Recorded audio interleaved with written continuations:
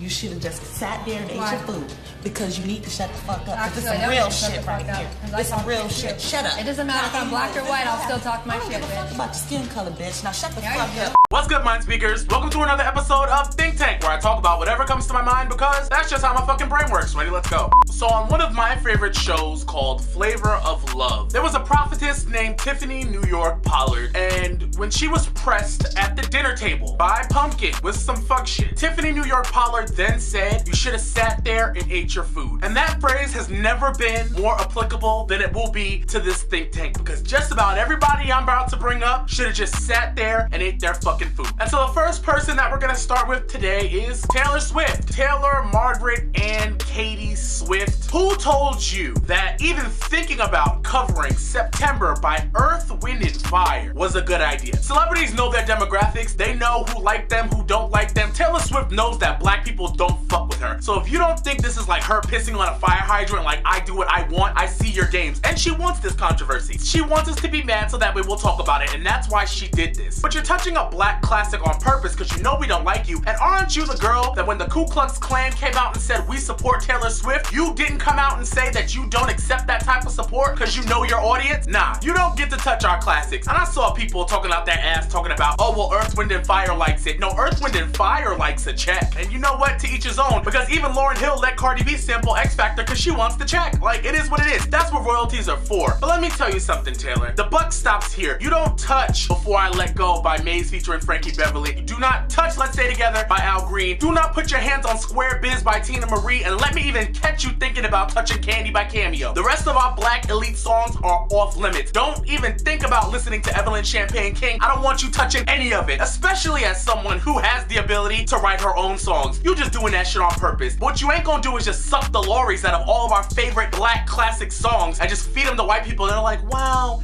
do you remember?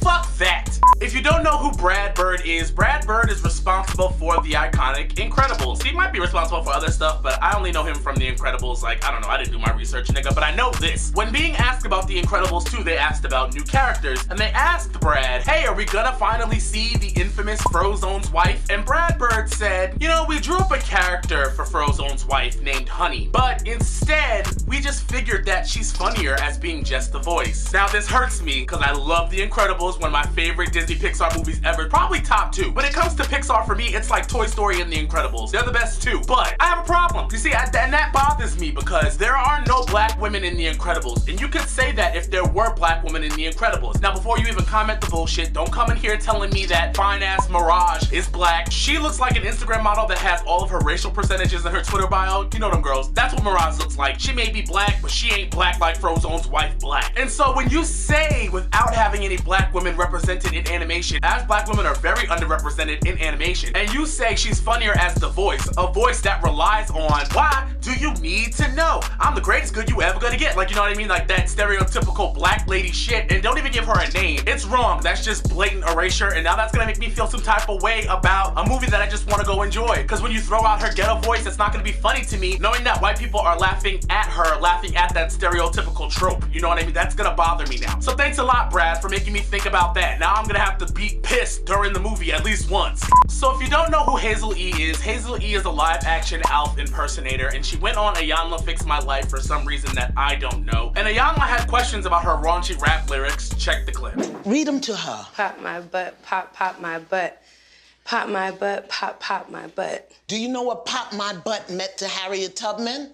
Do you know what that meant? It meant a whip. That's right. Iyanla made Hazel E read out her rap lyrics to pictures of like Rosa Parks and Sojourner Truth and Harriet Tubman. And Iyanla, no disrespect to her, but she is full of shit sometimes. I'm sorry. That is just fucking great TV, and she knows that is great TV because that is funny. But what I'm gonna say is, artists have the ability to create art and it not reflect who they are as people. Like, you can have raunchy lyrics and still be a good person. Trina talks about it all the time. She can say she got to be fucked right, sucked right, in the butt right, like a slut like, in the bright bright lights every day, all night. She can say that, but when she goes home to her mama, she's Trina. She's not talking like that. So you can allow people to separate themselves from their art, Iyanla. You don't have to judge people based on what they create. If she wants to express herself sexually, she can do that. But the problem is the lyrics are bad. Pop my butt, pop my butt. You should have had her talking to pictures of like Moni Love and MC Light and fucking Lauryn Hill and all the female rappers that came before her and been like, this is trash. Read that to Lil' Kim. She said, no problem spitting cream with my team. Shit straight like 915, nah mean. This is ass. That's what you should have been doing. But having her read Pop My Butt to Harriet Tubman, no, just tell her to quit rap.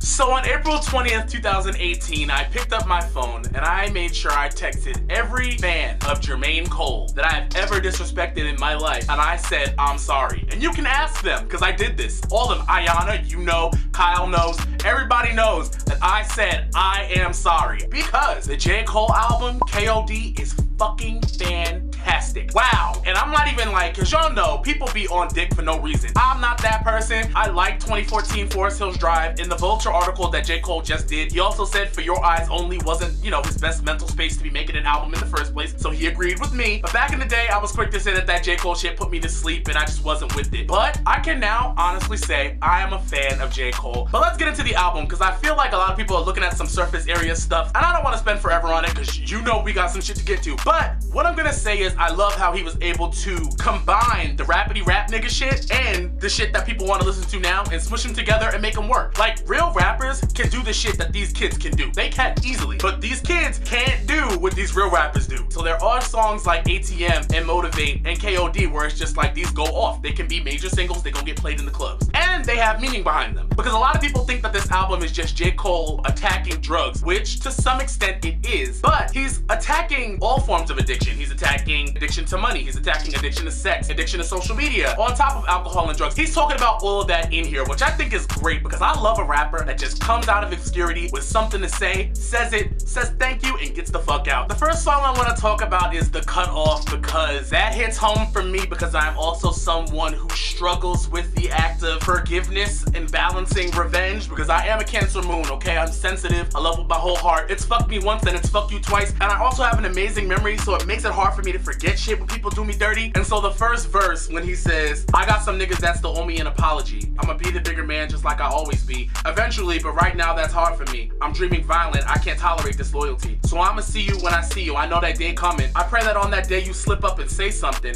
I never fantasize about murder cause I'm still sane, but I can't seem to fight this urge to make you feel pain. And I feel you, Cole, cause I'm also a part of Team What Was Said. I could be sitting around somebody and waiting for you to say something so I can just go, huh? It's an amazing song. It's an amazing letter to the thought of revenge and forgiveness and struggling with it, and I feel that on a personal level. The next song I love is Brackets, because it's about the fact that Cole pays a lot of money in taxes. He's rich, it's the truth, and he is upset about where he sees this tax money going, because he's like, all right, I see that all this money is being taken from me, but it's not manifesting in my own people. So it makes me wonder who this money is going to. And so he says, yeah, I pay taxes, so much taxes, shit don't make sense. Where my dollars go, you see lately, I ain't been convinced. I guess they say my dollar is supposed to go to build roads and schools, but my niggas barely graduate, they ain't got the tools. Maybe because the tax dollars that I make sure I send get spent hiring some teachers that don't look like them, and the curriculum be tricking them. The dollars I spend got us learning about the heroes with the whitest of skin.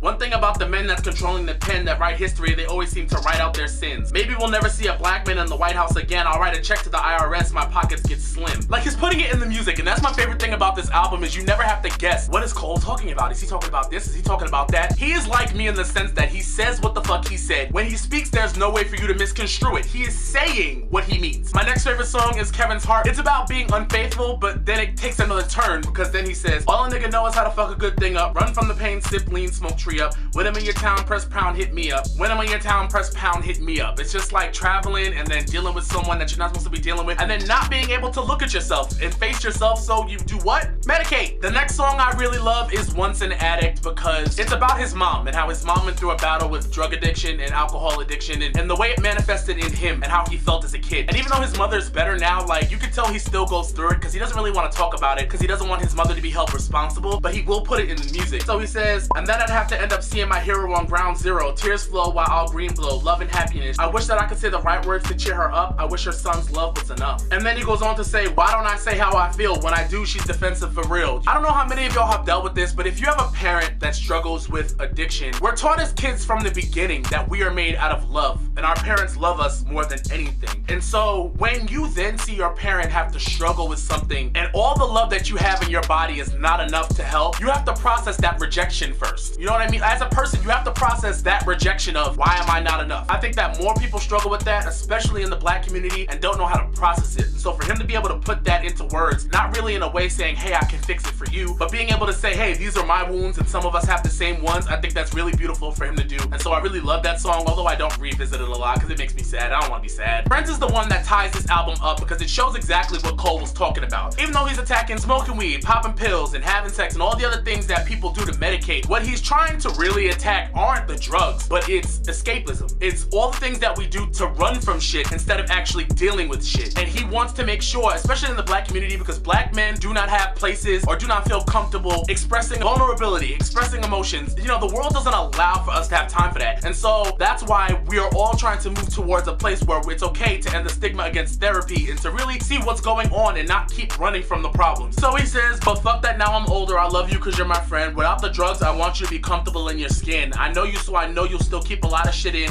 You're running from yourself and you're buying product again. I know depression and drug addiction don't blend. Reality distorts when you get lost in the wind. And I done seen the combo take niggas off the deep end. One thing about your demons, they're bound to catch up one day. I'd rather see you stand up and face them than run away. And I understand this message isn't the coolest to say, but if you're down to try it, I know of a better way. Meditate. A lot of artists, bigger artists, are trying to figure out how they're gonna play the game of a lot of these kids. You know what I mean? And which we're gonna get to in the last song I'm gonna talk about, 1985. They're figuring out how to play that game. And Cole is able to just say, I'm not playing that shit. I'm not playing that game. I'm not figuring out how to do that, how to blend it to their world. Their world isn't positive. It's not doing anything for us. And we have to stop our kids from flocking to shit like that because they don't know how to handle pain. And that's the truth, and he deserves respect for speaking up about that. But the last song I'm gonna talk about is 1985 because he basically lays out to these kids. And in the Vulture article, he clears up. He's not talking about all of them. He said it's a shoe fit situation and he names the ones he likes. But to a lot of them, he's like, I know you're hot now, but you're chasing a fad. And when the fad is over, are you gonna be taken care of? You won't have a house, but you'll have a bunch of shoes and cars.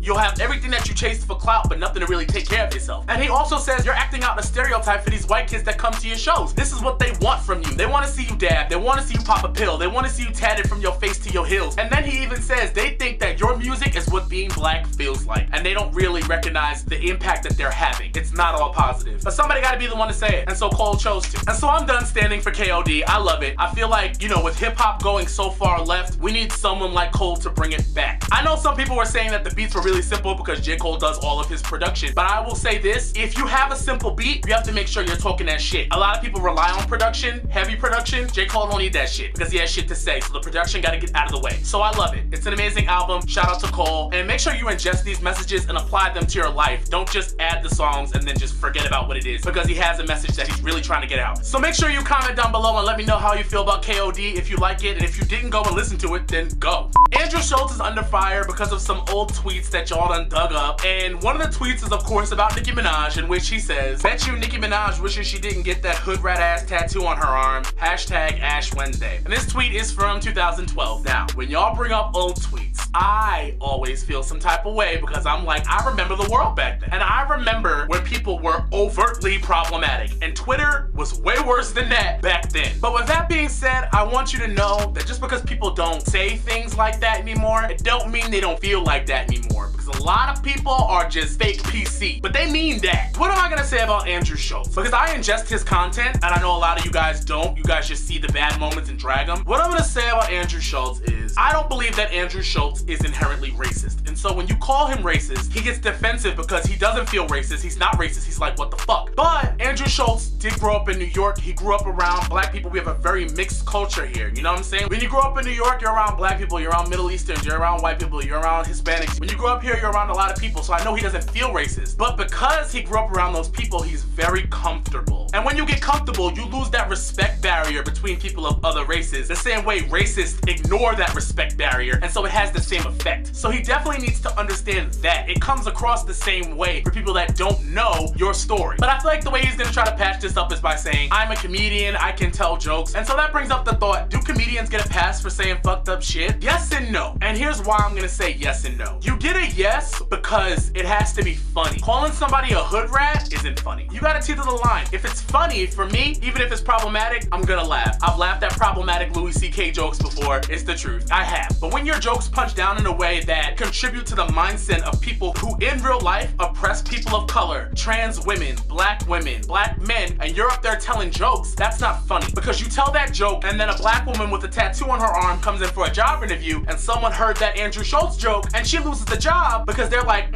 she's a hood rat. You have a responsibility with your words, especially as a person on a platform. So I need them to understand that, but I understand y'all gonna drag in Nicki's name no matter what. And I saw Latavia from Destiny's Child was not taking her foot off his neck, but what I want him to do is to understand that and not just dismiss what people are saying. Because when you dismiss what people are saying, then you're saying, oh, I'm gonna tell my jokes and I don't give a fuck how you feel about it. Now you're intentionally punching down. You know what I mean? Comedians have to be open to understanding why people attack them when they tell jokes that are fucked up. So just a fast take on other people who should have sat there and ate their food. Sabrina Claudio in the past had said very racist shit, so now people have canceled her. And I really, even before this came out that she was talking shit, I said, I want a brown girl in R&B, because I see what's happening. We love Kalani, we love LMA, we love Alina Baraz, we love Sabrina Claudio, but I feel like the genre is becoming watered down with racially ambiguous girls, and I want some brown girls back in the genre. And this is why. Now I understand Sabrina Claudio is a white Cuban. Anglo-Hispanics having a problem with people with darker skin? What? Like, it's a trope I've seen before. I know the type. I'm very familiar. It also was forever ago. She's only 21 now, which means she was a kid when that shit was happening. You know what I mean? Maybe she does feel different. I don't know. I would assume that she feels different. I like to assume the best out of people. We've all said some fuck shit when we were kids, okay? Especially if there was a paper trail of every comment you've ever made from AIM to MySpace to now, you too would be fucked up. You know what I mean? All of us would. It's the truth. So I have compassion there. I just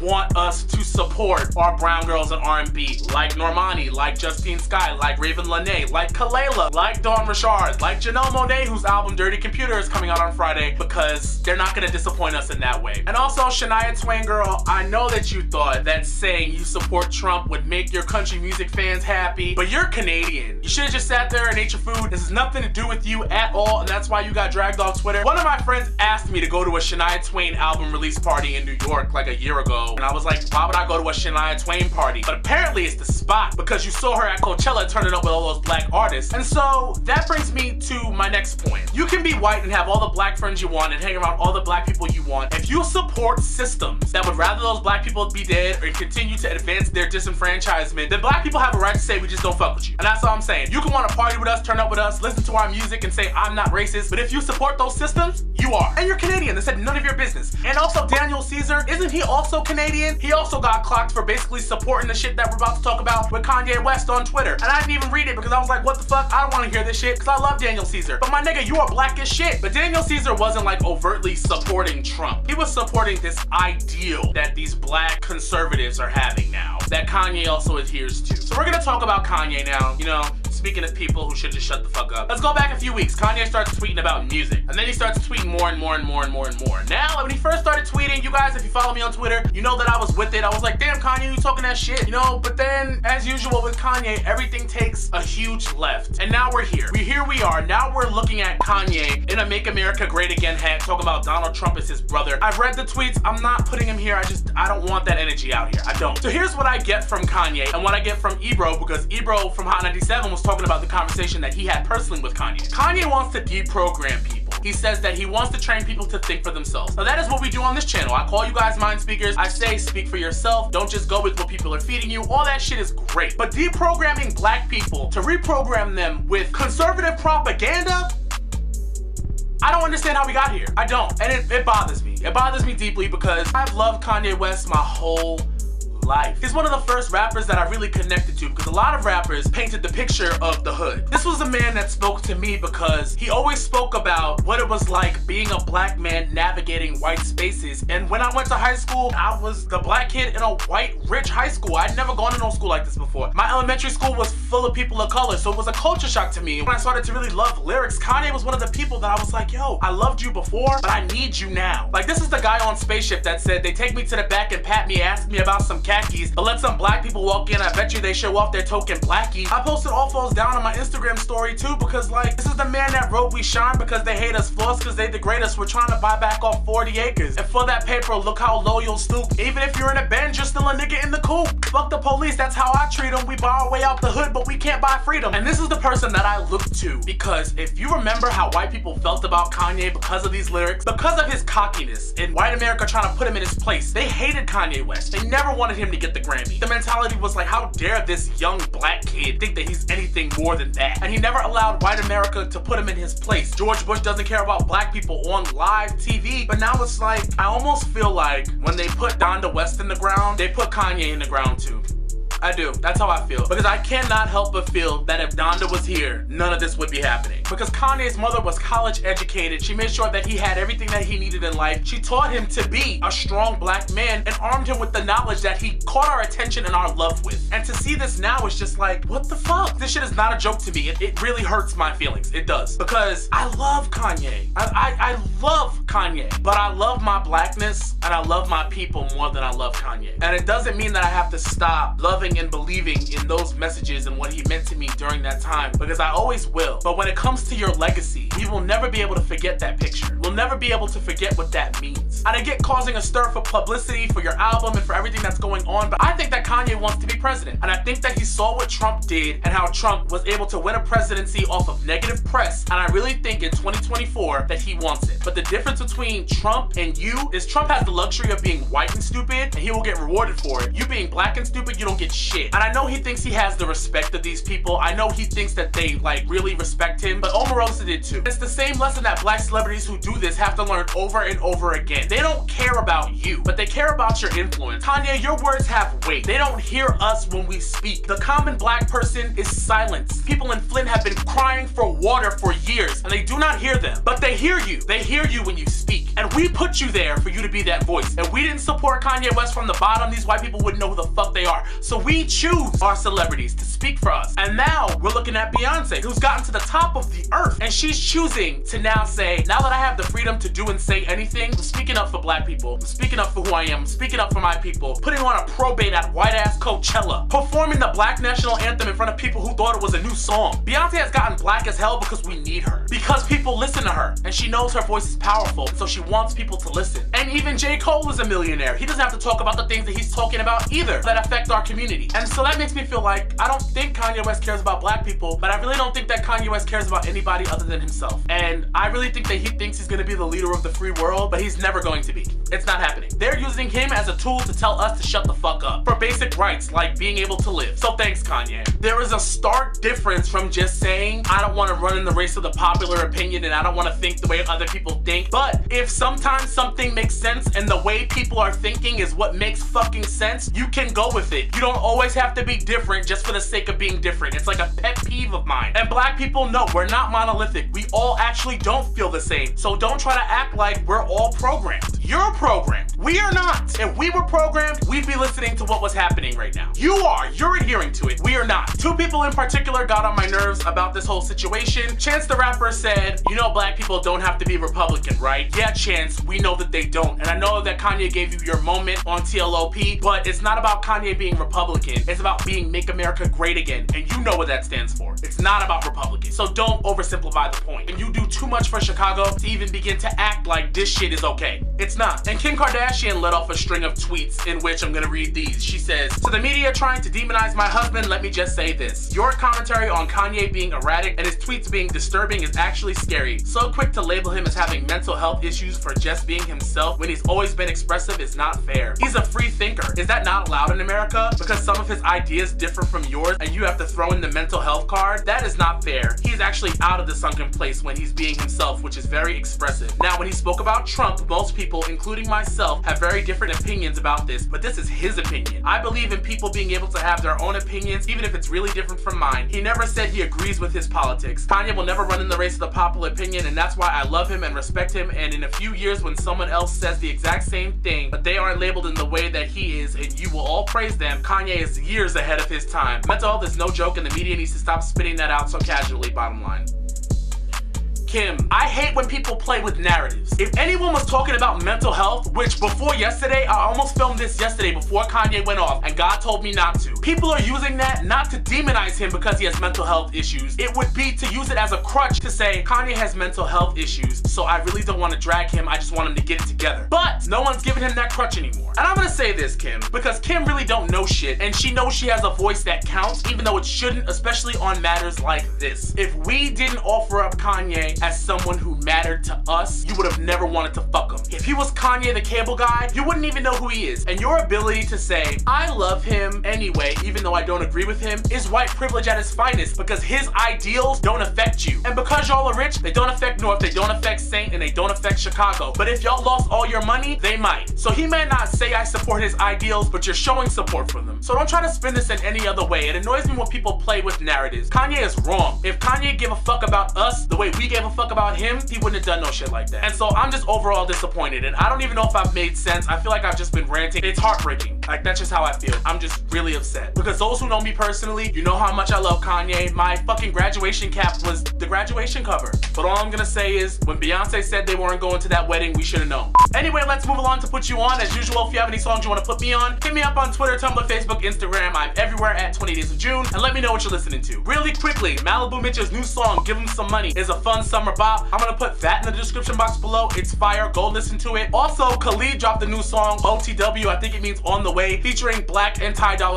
Smash record. I love it. Because the boys in R&B aren't getting as much shine as the girls, and the boys came through and was like, yo, we here, and it's a dope song, great summer vibe. I'm very excited for this summer music that is coming up. Y'all know how I get in the summer. Want to drive dumb fast, blasting music with my sunroof open, all that. So go and check out those two songs and let me know what you're listening to in the comment box below. Anyway, that's it for this week's very stressful think tank. As usual, if you like this video, don't forget to like and subscribe. If not, suck a dick. And I'll be seeing you guys later. Deuce. If this was the WNBA, right, and it was the WNBA finals, you wouldn't say, how dare these women be put against each other? Oh, they should be friends. Forget the trophy, split it in half like Katie Heron at the spring fling. No one's gonna say that.